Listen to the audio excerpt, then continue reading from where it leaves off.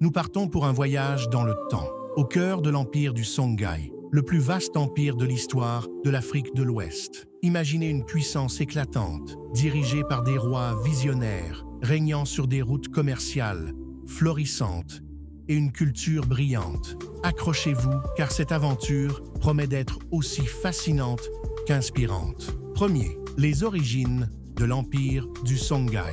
L'empire du Songhai trouve ses racines au IXe siècle, autour de la ville de Gao, située au bord du fleuve Niger. Cette petite cité devient un carrefour commercial stratégique grâce à son emplacement idéal reliant le Sahara et les régions subsahariennes. Au fil des siècles, Gao se transforme en une puissance régionale, avant d'être incorporée à l'empire du Mali. Cependant, au XVe siècle, le Songhai s'émancipe sous le règne de Soni Alibert. 2. L'apogée de l'empire sous les grands rois. L'empire du Songhai atteint son apogée au cours des XVe et XVIe siècles, sous les règnes de deux figures emblématiques, Soni Alibert et Askia Mohammed.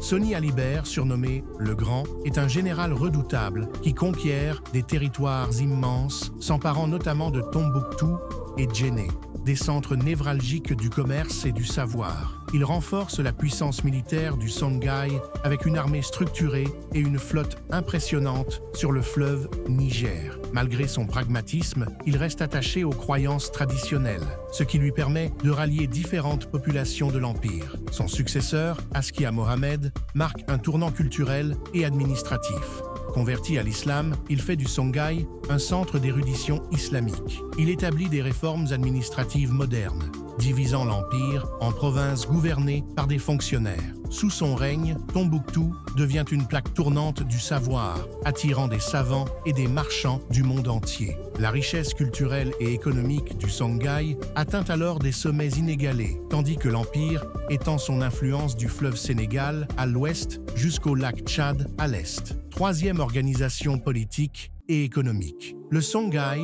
était dirigé par un roi tout-puissant, assisté de ministres et de gouverneurs locaux. Ces derniers géraient les provinces et collectaient les impôts, notamment sur le commerce de l'or, du sel et des esclaves, qui constituaient le pilier de l'économie. Les marchés regorgeaient de produits venant d'Afrique du Nord, d'Europe et d'Asie, renforçant la prospérité de l'Empire. Quatrième, le déclin de l'Empire. Malgré sa grandeur, l'Empire du Songhai commence à s'effondrer au XVIe siècle. Des conflits internes affaiblissent l'unité de l'Empire, tandis que les armées marocaines, équipées d'armes à feu, infligent une défaite décisive lors de la bataille de Tondibi en 1591. Ce coup fatal marque la fin du dernier grand empire de l'Afrique de l'Ouest. Conclusion.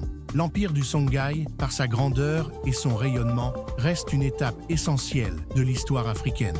Que ce soit par ses avancées culturelles, ses réformes administratives ou son impact commercial, il a laissé une empreinte indélébile sur le continent. Alors, qu'avez-vous pensé de cette plongée au cœur du Songhai? Si cette vidéo vous a captivé, n'hésitez pas à liker, commenter et vous abonner à Afrique ancestrale pour d'autres voyages dans le temps. Merci et à très bientôt.